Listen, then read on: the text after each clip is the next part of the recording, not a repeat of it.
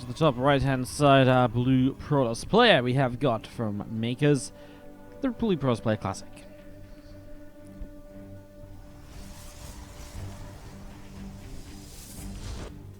Bottom left hand side, our red team from Sidestorm Gaming, it's GuMiho. In our first game of a new best of 3 right now. Some more Terran versus Protoss action coming on up.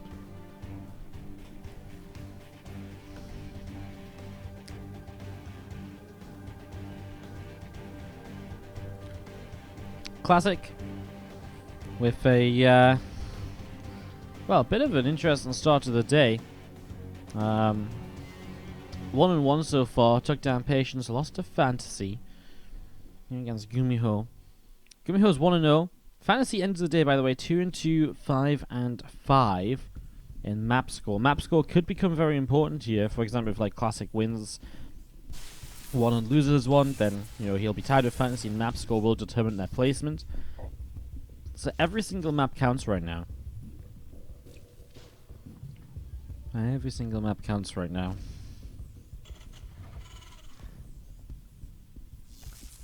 We'll see. Second game we see of GuMiho. We're going to see the other GuMiho games coming up right now as well. So GuMiho Classic, GuMiho Patience, GuMiho versus Sue, and then Classic versus Sue to wrap us up.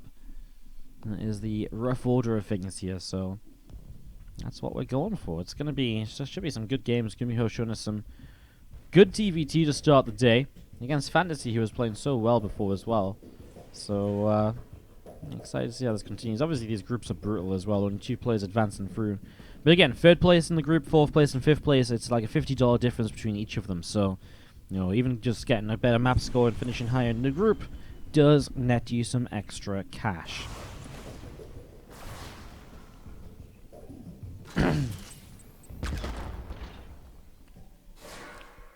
Reaper is going to pop down to the low ground.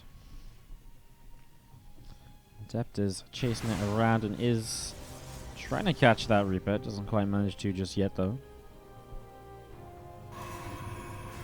Robo facility on the way up in the main base, and again the Adept continues shade after that Reaper right there. Classic moving through into the center of the map, and again Reaper just hanging out, taking it easy for the moment as Starport coming up.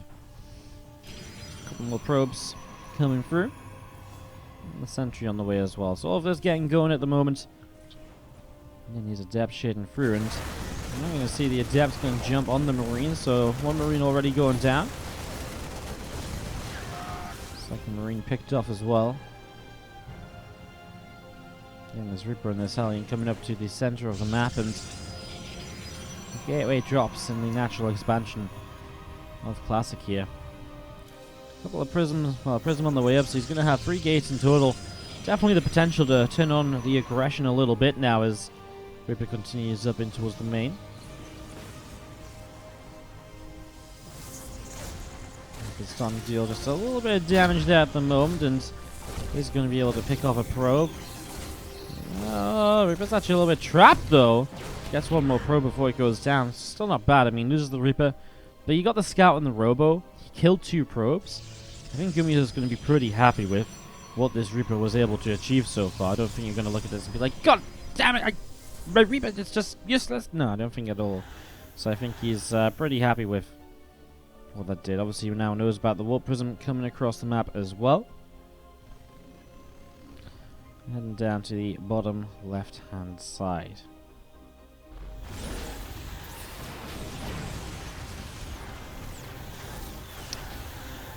Warp Prism gets a lock on though, gets locked onto by the Cyclone pretty quickly, and that means it's not going to have too much more luck, as it is going to get turned away. Robo Bay is going to finish in just a few moments' time.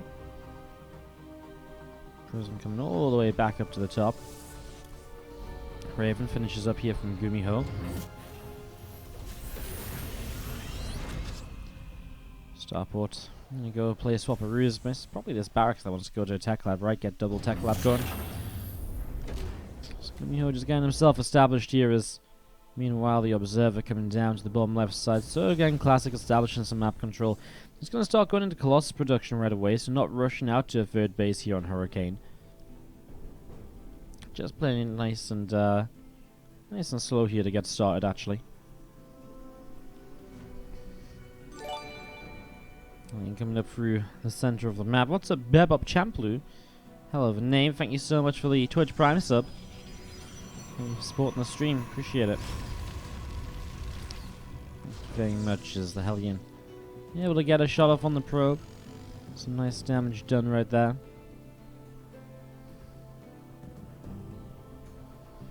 And the Stimpack combat shields and the +1 attack all still on the way in. Third command center drops over to the left hand side, and just going to be seeing this Hellion of GuMiho actually dodging away from that army in the center.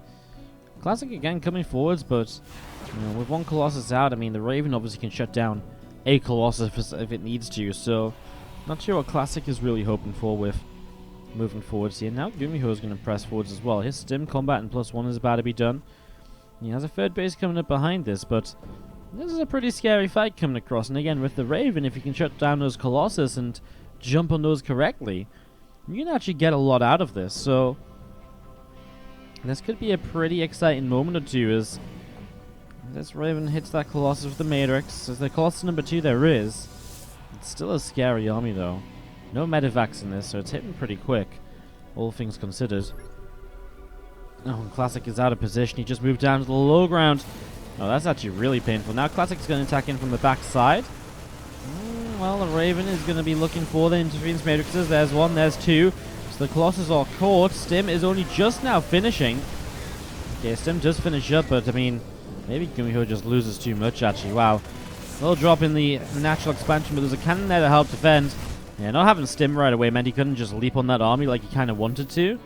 Obviously, Classic coming in from the back in the end actually probably helped him out more than it seemed, because GuMiho was kind of not really ready for a fight. And if the army was here, GuMiho would have sieged up and pressured and backed away a little bit. Obviously, when he was over here, he's like, oh, I kind of have to fight. So, yeah, GuMiho kind of pressured into a fight there when he didn't really want to, and now, well, Classic makes a big cleanup happen, and after losing only 5 probes, he's already marching across the map for the counter, trying to see what he can achieve here. So heading down to the bottom left hand side. Now we're going to see the Stalker's able to pick up the medevac there. Another few Zealots warping in. This army of Classic going to be pressing all the way down. All the commanders going to be taking some damage, and here we go. Marines and Marauders starting to stem forwards, and we are going to see the Colossus obviously just so good in this scenario. However, not if they're not protected. They're really good at lasering down those Marines, but unprotected, GuMiho just gets on top of them, and wow, that's a GG. The Warp Prism Interference Matrix is really important as well there, because GuMiho stops. To the top left-hand side, our Blue Protoss, who, again, just TVP doesn't quite seem to kind of, bond. I don't know, he just doesn't seem to do so well in PvT as of late. In the top left, our Blue Protoss is Classic.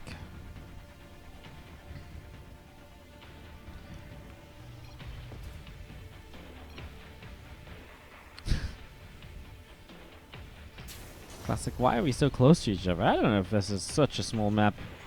We have GuMiho in the bottom right hand side.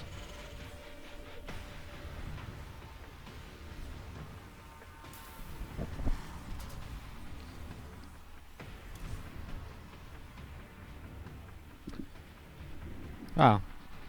I really believe GuMiho was so dead in that fight as well. I can't get over that first game still.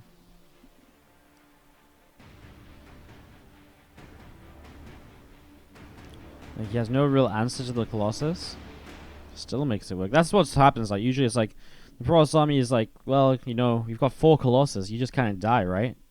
But man, GuMiho holds on. Pretty crazy. Alright. Reactor building up on the barracks here. SCV gonna nibble against that probe.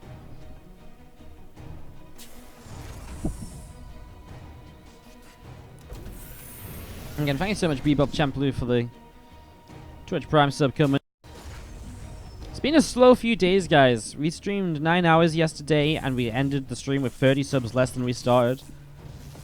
We're 4 hours into what should be a 9 or 10 hour stream today.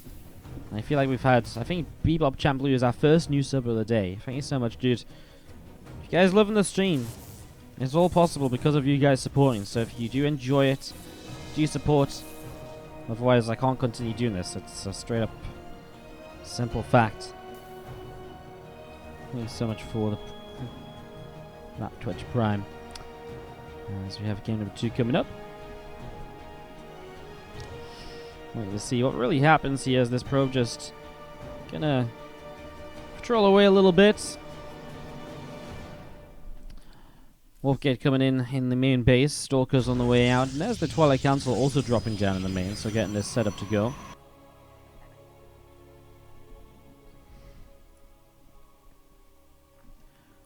Probe here from Classic comes all the way over to the right-hand side. A few Marines of GuMiho. Kind of holding the ramp, but obviously the probe comes in from the other side. Is he? Okay, he sees it. High ground vision, so the Stalker can fight. That's nicely done. As I'm going to be seeing that was actually really cute. Actually, just using that probe to give high ground. Obviously, nothing much really came of it, but it does just give that Stalker the option to be able to get a shot off without having to run up the ramp initially, which probably means that the Stalker probably dies.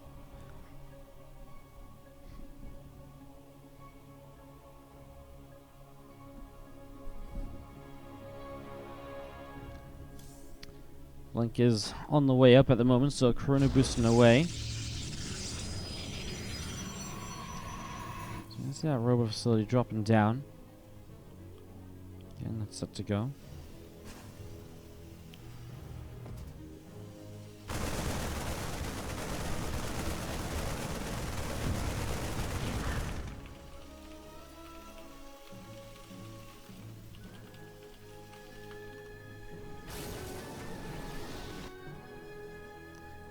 Blink about halfway done here. Gateway drop it in as well. You're going to see just the Blink opener give Classic some map control in the very early stages here. Classic, I feel, is like one of the best when you give him the ability to micro and ability to control the map early on. Classic, I think, I think you kind of look at like certain Protoss players and you like, for example, you look at stats and like, oh, he's a great defensive Protoss. You look at stats like, oh, he's such a great aggressive Protoss. Classic is like that like mix of everything, and he really, he isn't afraid to attack, but he's also not afraid to sit back defensively, and he really can make everything sort of work here. GuMiho for TVP actually is playing some very regular styles as well, by the way. Usually GuMiho comes in with some very unique, interesting builds, but yeah, hasn't really come in with anything crazy just yet, right? It's been very, very standard so far. Nice blink forwards is going to get the medevac here. Really nicely done from Classic. Is losing a few Stalkers though, so that is a bit serious. Killed off a couple of the SCVs that were pulled forwards as well that he's looking to set up with bunkers, but I mean, killing that medevac full of Marines, that's really expensive, and I'm not sure if GuMiho really has the numbers to push forwards any further now. The Stalkers unfortunately walk into sieged up tanks there, and they do end up having to blink away.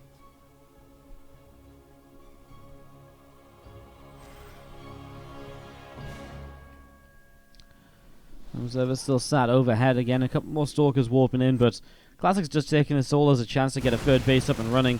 Going for the siege tank here. The Observer again, high ground vision, just in case it had snuck up the high ground already. Wow, nice. Again, Classic picking up kills with these initial Stalkers. This is where things start to get difficult for the Terran player already, because now the Stalkers can maybe blink into the main 2. You've already lost a few units. Oh my god, if he loses this siege tank. The Stalkers are kind of derping around a little bit here. Classic is thinking about getting up.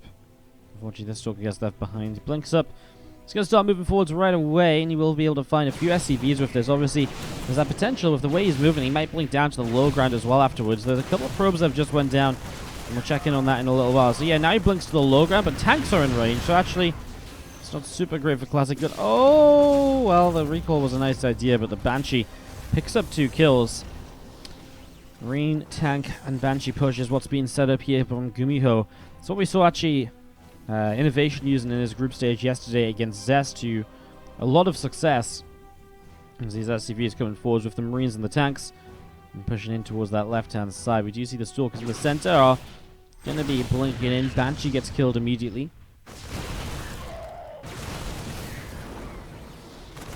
Back and forth as, ooh, Siege Tank nearly goes down, but not quite. And obviously with the SCVs here, can be repaired already. 2 more factories from GuMiho. So he's going into mech as a follow-up to this. His third CC moving into position. Slowly Stalker's just trying to buy time, pick off units, shave down those numbers before they arrive across the map. Another couple of SCVs continue to drop, and to attack Siege in the back already. Chrono Boosting out and Immortal. We already have 2 of them here from Classic, so if they get on top of the Siege tanks, obviously this is going to be a real bad situation for GuMiho. As again, Stalker's press forwards quite aggressively there and loses one of them because of the Siege tanks already being sieged. GuMiho is very cautious with these Siege tanks. Very cautious with these. And as you have again, Marines and tanks back over to the right side. Couple more depots dropping down. Infernal Pre-Igniter on the way up on this factory, so getting this blue flame up and running.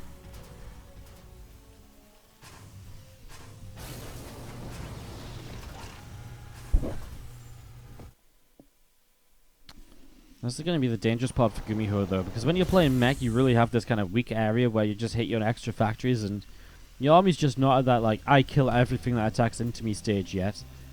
And that's where the pros can really just swell up on gateways. I mean, we're on 8 gates right now, and they can just be too much to really hold on against. GuMiho has like a few Marines, obviously. Again, very typically you make a lot of Marines when you're playing mech and TVP, just to help you try and stabilize through these early stages. What else joining the fray? Where is the War Prism actually? Is it just this one that he's waiting for to pop out? Okay, so War Prism comes out. Classic moves himself over to the right hand side. And they're set to go. One barracks sets up a little bit of a choke point there, a little bit. So he gets picked off again. The rest of the Zealots coming over to the right hand side, and this army's going to start pressing forwards here. Zealots going to go charging in. The Stalkers around the top, getting a lot done already. The Immortals, well, they just add everything else to this. And this is just a very, very devastating attack from Classic that is going to clean up this game number 2. Has indeed begun. Alright guys, in the top left hand side, our blue Protoss player from Makers. Give it up if you're cheering on Classic. Up against our red Terran in the bottom right hand side, we've got GuMiho here on podcast, unofficially named after the Tasteless podcast, because no one has ever heard of the word podcast until the Tasteless podcast came around. Apparently was the meme in the chat the other day. Maybe you guys can be more creative with your memes today. It wouldn't be difficult.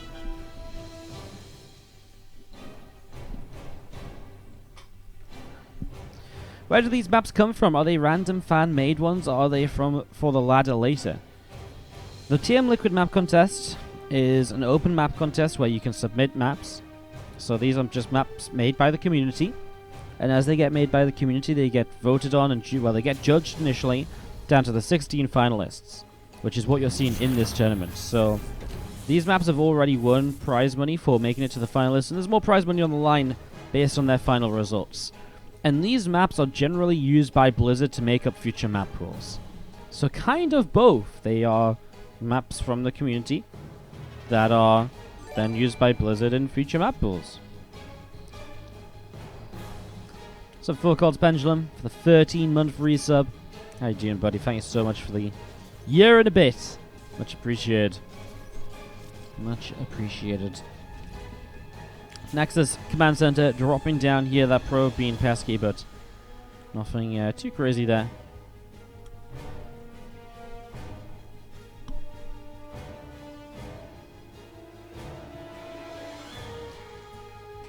Get the set to roll. Wolfgate on that Cybernetics core already. Factory is dropping down here as well. Going to be finished up in a few moments' time.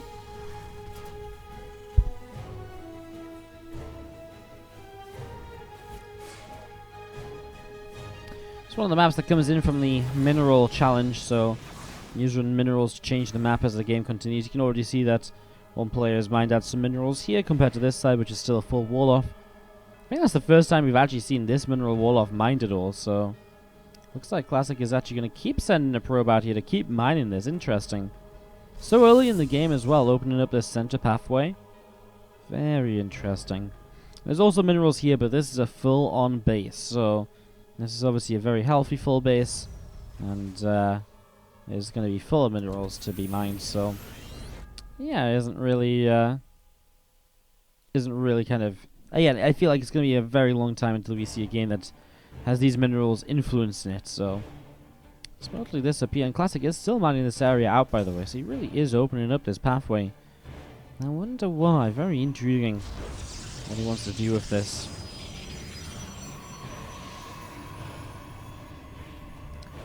Two gateways on the way up in the main. The warp gate is about to complete here as well. Continue to be corona boosted out.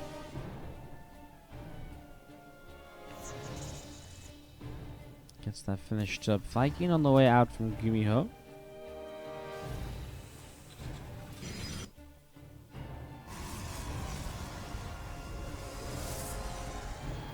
Again, a few stalkers just hanging out here as well. Going to be seeing the robo facility is dropping down over to the side. Simpack on the way in the main. Another axe dropping down too. Another 2 racks dropping down. So we got 3 racks here to try and make something happen with. And GuMiho not really playing anything crazy or anything kind of GuMiho-esque. Like, he's not being, super aggressive early game. He's not building like early marauders, which we sometimes see. It's it's pretty interesting. It's just not kind of too crazy from GuMiho, basically. You have these racks coming through, going up to 5 racks now, so very aggressive 2 base here from GuMiho. No third command center being introduced.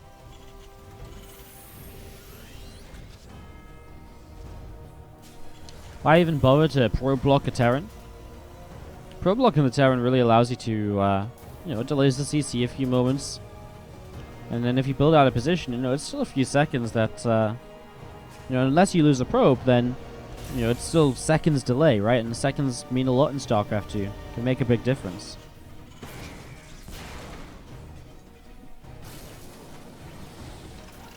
Fourth and fifth racks about to finish then, so again, really is just looking to be extremely aggressive bio attacks here.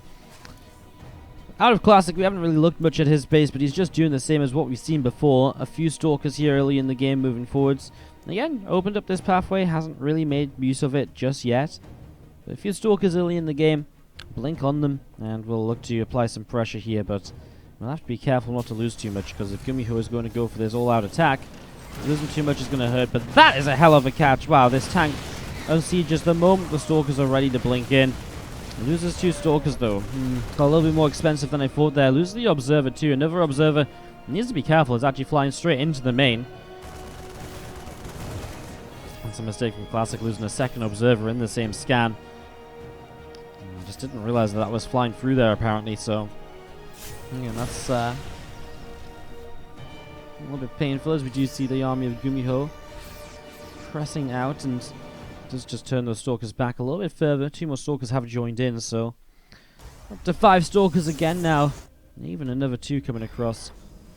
And Home Classic is up to a 3rd base, and well, there go the boys.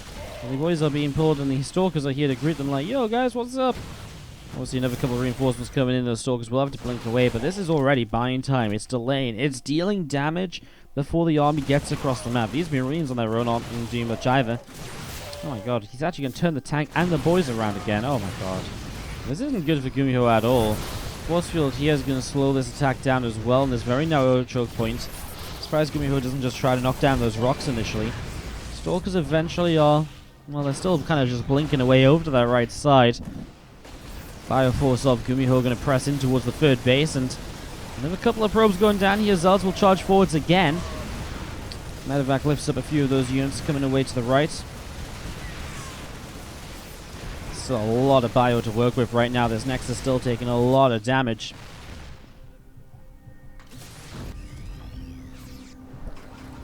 Seven more Marines on the production tab here, these probes. Thinking about maybe just joining the fight, perhaps. Few force fields dropping down, losing the 3rd base obviously hits for Classic. GuMiho is very committed, so staying alive on 2 bases is not the end of the world here from Classic. GuMiho is down 20 plus workers. Which means he's still down, 14 workers away from a full base saturation.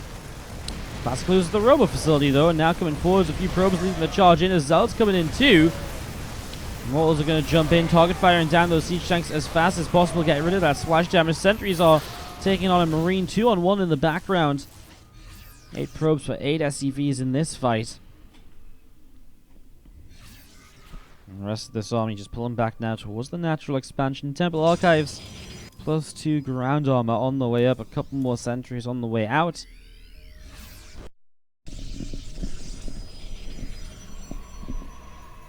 Six more Marines on the way up as well. So getting set up into that right now is it's going to be seeing combat shields getting started. 2 Zealots on the way up. And Temple Archives is indeed going to finish in just a few moments' time. And that's going to be a big game changer, right? I mean, getting a couple of Archons out can really help to buffer up this army, especially now you can't spend your gas on Immortals because the Robo died. So actually, Temple Archives is a really nice addition to get into play here. Marines dropping down. This pylon's going to die. Marines stem forwards, and a few Zealots charging in themselves. A couple of feedbacks on the medevacs. Pretty decent job of this, as we'll see those Marines lifting up. And again, Zealots, Sentries, and Walls. They're all going to pull back down to the natural.